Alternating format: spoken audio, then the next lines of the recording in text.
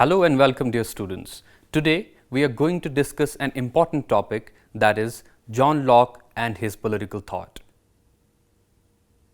The main objectives of this lecture are to understand broader aspects of John Locke's political philosophy, to understand the concept of human nature in John Locke's writings, to understand John Locke's theory of social contract, to understand the relationship between natural law and natural rights, and lastly, to understand John Locke's theory of property.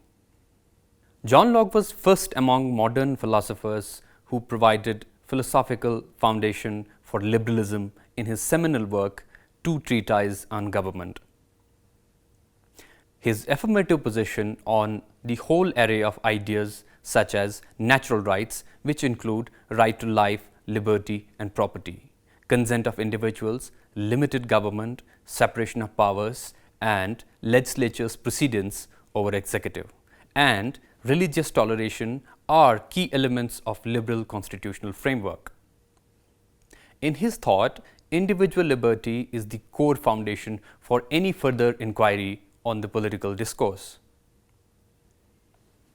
His whole political project was to oppose the political absolutism of his times in England during the 17th century, providing justification for a legitimate form of government. He opposed the conception that men are naturally subject to the monarch. On the contrary, he believed that God made men free and equal. Like Hobbes, he emphasized the role of political power through analytical devices such as state of nature and social contract. The purpose of Locke is to provide an alternative justification of the old-fashioned theory of the origin of state, which characterized the origin of state as an outcome of force, violence and fear. He wanted to justify state as a necessity which was founded with the consent of people, but without any force or violence. England of John Locke's time was facing a political upheaval for power between supporters of legislature and the crown. Country party had won majority of seats in the House of Commons, while the king had been constantly ignoring the propositions made by the House of Commons. He was overruling it and making his own decisions. There had been several unsuccessful attempts to curtail the power of the crown through parliamentary means. Some of them went for armed rebellion, but any form of anarchy could have hindered the peace. While these events were occurring, John Locke was looking for an alternative to maintain peace and prosperity, but also not subjecting people in the hands of absolutism. Let's discuss John Locke's critique of absolute authority. Throughout the 17th century, the major political and intellectual debates concerned the nature of the state. The two major kinds of debates involved either supporting monarchy through philosophical and theological justification of absolute authority or challenging the former conception of state on grounds of individual freedom. The divinity of the king was not a new idea. It was there in medieval period. The defenders of absolute monarchy were Robert Filmer and Thomas Hobbes. However, there were significant differences between their thoughtscapes. Filmer justified absolute monarchy and subjection of monarchy on the theological grounds in his famous work Patriarcha. Hobbes, on the other hand, justified absolute monarchy by the will of people through social contract. John Locke differed from both of them on several grounds. He outrightly opposed Robert Filmer's paternalistic conception of state. He outrightly opposed Filmer's paternalistic conception of state, a state which decides what is good for its subjects, and these subjects merely serve the monarch. He endorsed the Hobbesian social contract theory, but with different premises for its execution. For him, people could never draw a social contract which could take their liberty from them. So, he rejected Filmer's theological justification of the servitude of man to a despot by claiming sufficiently incoherent arguments and misreading of biblical texts. In his first treatise on government, John Locke launched a polemical attack on Filmer's divine theory of absolute authority. Like many medieval figures, Filmer defended divine right of kings on the ground that people are not born free. But rather than defending the king on the grounds that he has been crowned as king by the divine law of the god, Filmer grounded it somewhere else. According to him, man was in servitude of the monarch in the same way in which the family, the wife and the children are naturally subjected to the patriarch. People are not born free, they are born into families. The patriarch is the one who fulfills the need of the family. The patriarch is in such a capacity because he has been given it in the book of Genesis. The patriarch is successor of the first patriarch, Adam. Adam was not only the first patriarch but also the first king. Adam's powers are provided by the God. Henceforth, every king is superior to the rest of men. This social hierarchy renders every man as unequal.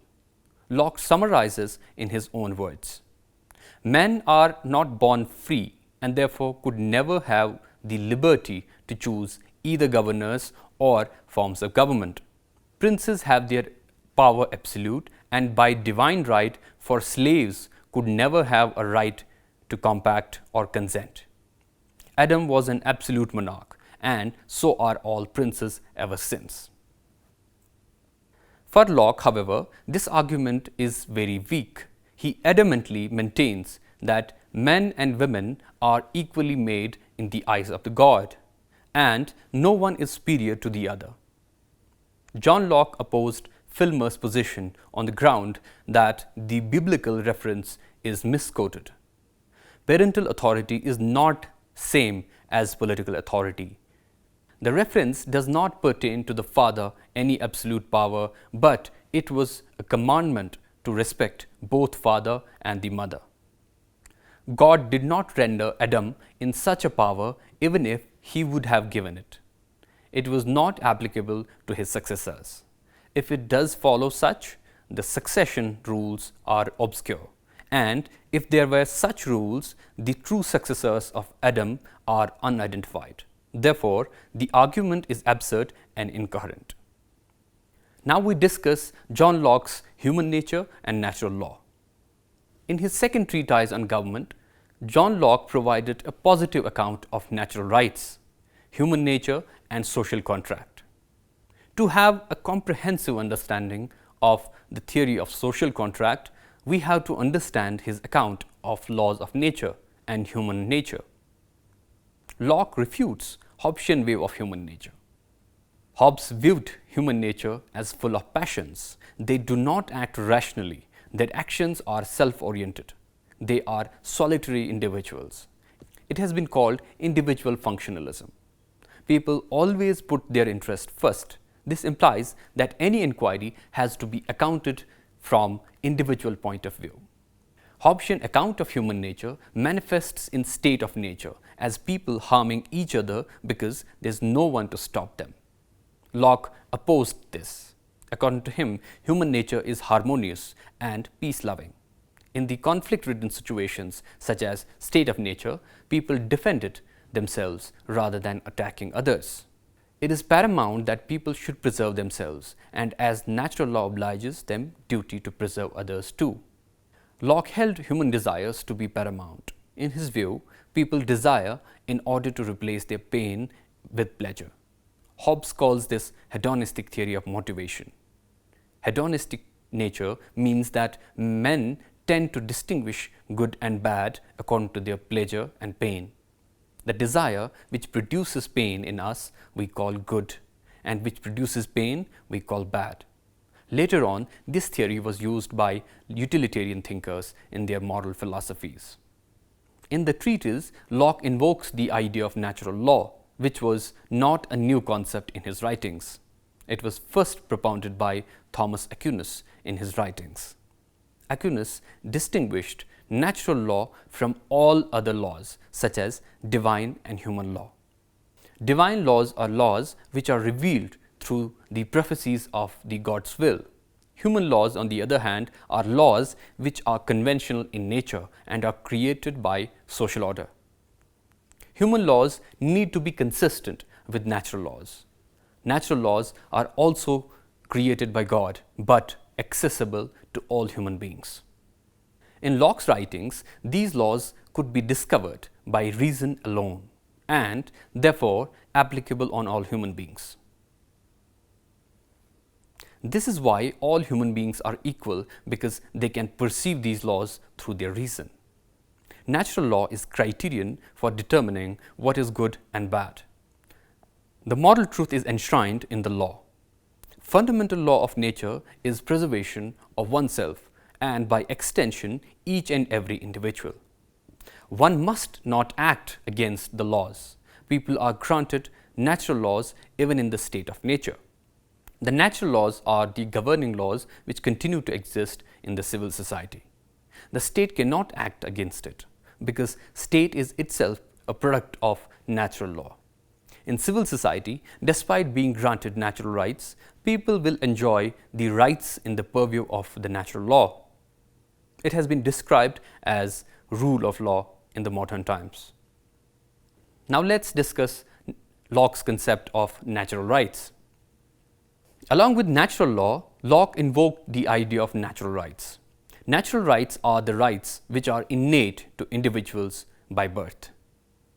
Idea of natural rights can be found in the writings of Grotius, Hobbes and others. Natural law invokes the duty of individuals. On the other hand, natural rights provide certain claims to the individuals which no entity can withhold from them. Individuals possess these rights by birth. These rights do not need any other temporal entity such as state or government to be granted. They are prior to any of these entities. These rights must be preserved even in the state of anarchy. The three natural rights that are described are right to life, right to liberty, and right to property. They are related to each other. Right to life is based upon human nature of self-preservation. Each individual has right to preserve her life. People are naturally free because in state of nature, no one is superior to other human beings. If anyone is equal, then everyone is free to act according to their own, because no one is there to force them to act against their will. To defend their right to life, they must act as they see fit for themselves. If they are not free, then anyone could take their life. Property, third and the last natural right, is materialization of first and second natural rights. Locke's emphasis on property is most prominent. According to Locke, God created the world and its resources for sole purpose to preserve the world. People can use these resources to preserve themselves by utilizing these resources. But people cannot use what is not theirs. Therefore, they must produce the objects of the resources and possess them. And since every individual is free and they can act as they wish, their physical and rational capabilities are equal and they act in accordance with them. For instance, their labor solely belongs to them only. Persons own properties by mixing their labor to the resources. For example, a person could own the product of land by laboring in the field. Owning the property by mixing labor to the external object corresponds to materialization of the liberty. It is analogous to God's ownership of human beings because He created the human beings. Now let's discuss Locke's state of nature. In order to understand the best suited form of government for people, Locke started by positing a situation which involved two steps. First, describing a world without any political authority, which he calls state of nature. And second, to draw social contract for the justification to form the government. How can we examine the significance of any entity? Social contractarian response was hypothesizing a situation where the entity is absent. The mere absence of the entity could provide answers. The thinkers need to persuade why people should choose their suggested mode of government out of other forms of government. It is important to note that thinkers have portrayed the state of nature according to the form of government they want to endorse. Their endorsement of the kind of government depends upon their conception of human nature. For example, Hobbes justified the absolute political authority. Therefore, in his conception, the state of nature was a state of war of all against all. In his view, human beings are short, brutish, and nasty. They are absolute individuals and act in their own interest. In the absence of any governing law, people harm rights of others. People do not have any restrictions, so they live in utter chaos. Hobbes maintained that human beings try to get rid of the state of nature. They do not want to be in the state of nature. People will go to the extent of willfully submit their natural rights to an absolute sovereign for exchange of security and peace. Hobbes described his state of nature as state of war. Locke agrees with Hobbesian self-preserving nature of individuals, but he differs from Hobbesian state of war.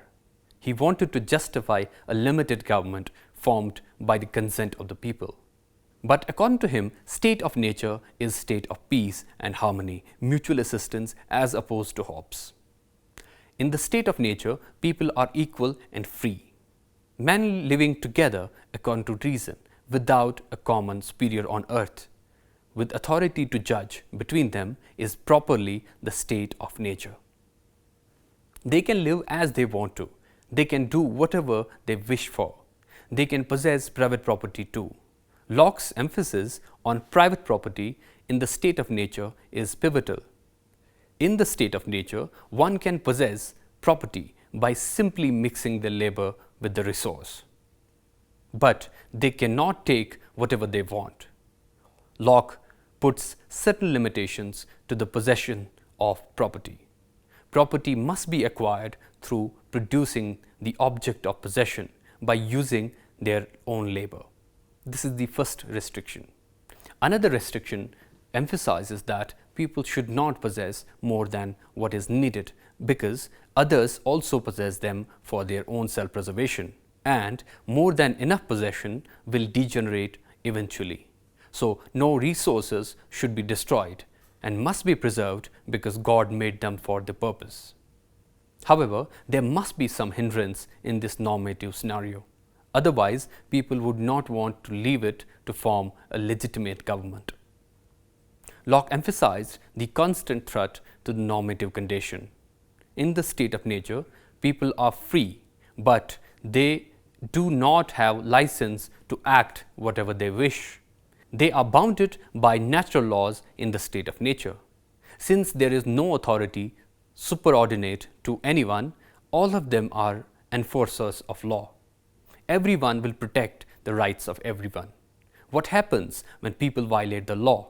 Locke maintains that in a given situation, everyone is free to punish the violator as enforcer of law. But this function could not work smoothly because in conflict-ridden situations, people need clear and distinct law consented by everyone, an impartial judge who interprets the law objectively and punishes according to the offenses, and brute force is needed to enforce the sentence. Otherwise, people who have been wronged will take issue in their own hands. If enforcement mechanism is not installed, then soon the state of nature will degenerate into Hobbesian state of war. That is why it is requisite to form a government. Now we discuss social contract, the transition from civil society to political society. In Locke's political philosophy, necessity of mechanism to enforce natural law makes people to come forward and form a government. The formation of government is only possible if there is a social contract drawn. Social contract is an analytical device. In the modern political philosophy, social contract theory was used to enshrine the power to form a legitimate government into people. It challenged the theory of divine source of state and government fashioned during the medieval period. Social contract is solution for conflict-ridden situations by providing a consent-based model. The idea is that all of people must give consent to the social contract to enter into a civil society. Earlier, social contract fashioned by Hobbes emphasized the necessity of yielding all rights, political and moral authority to a single sovereign. Locke characterized Hobbesian social contract as if there were no rights of the individuals at all. Locke characterized it as incoherent.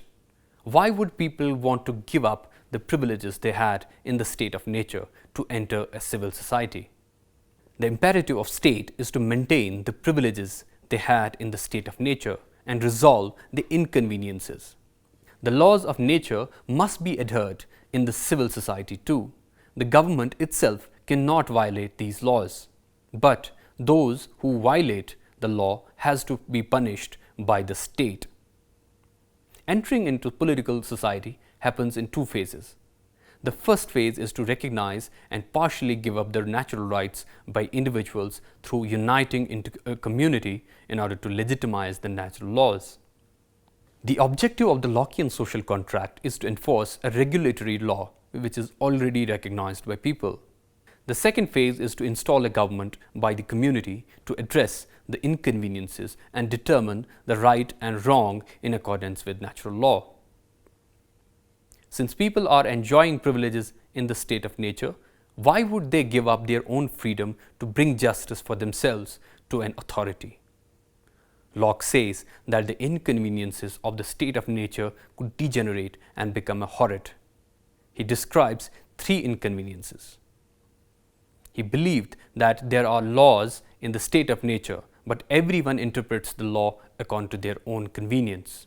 Therefore, law must be clear and distinctively stated. Otherwise, people having provided unrestricted freedom could do wrong to others and by extension self-preservatory impulse which hinders the peace and security in the state of nature.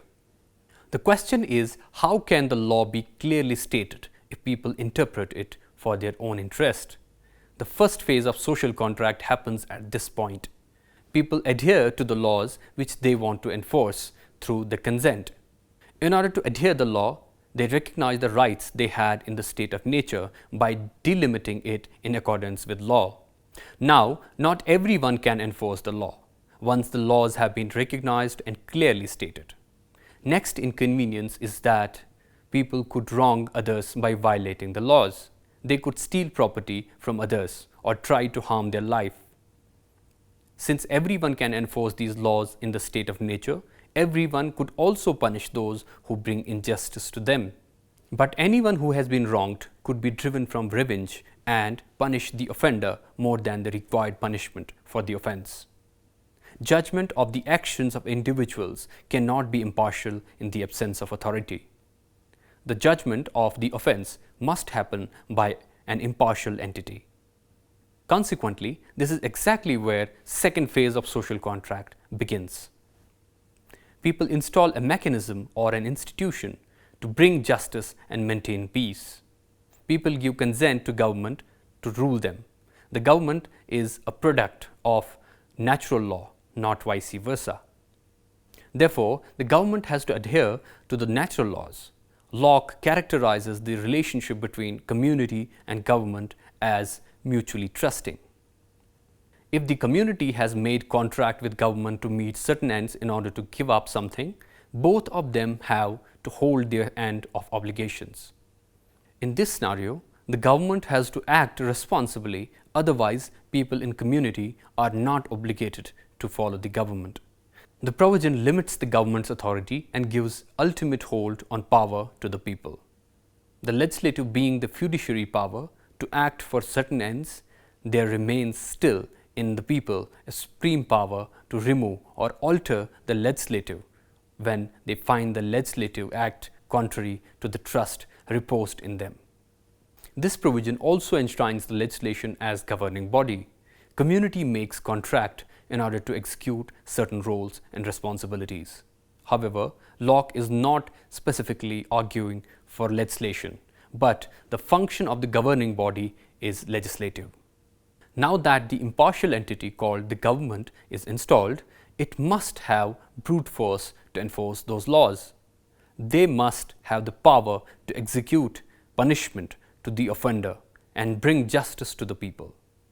If government does not bring justice to the people, people will lose faith in government and take matters in their own hands. This will be counterproductive, and soon the government will lose its relevance. People could challenge the government if it is not acting in favor of them. This is more executive function of the government. It is subordinate to the legislative functions. Their powers are derived from legislature. In this way, Locke separates the powers of legislature and executive. Relevance of Locke's political philosophy has been challenged on several grounds. His inconsistency between natural laws and theory of consent has been criticized. On the other hand, he maintains that natural law exists in the state of nature. But according to theory of consent, right or wrong is determined through the consent of people. What people say right becomes right, and what they consent to be wrong becomes wrong. It is a complete rejection of natural law. If people do not give consent to someone's actions as their subjugation, then it will not be called subjugation. This could lead to majoritarianism. What majority of people give consent on will becomes law. There is also a problem with his account of right to property.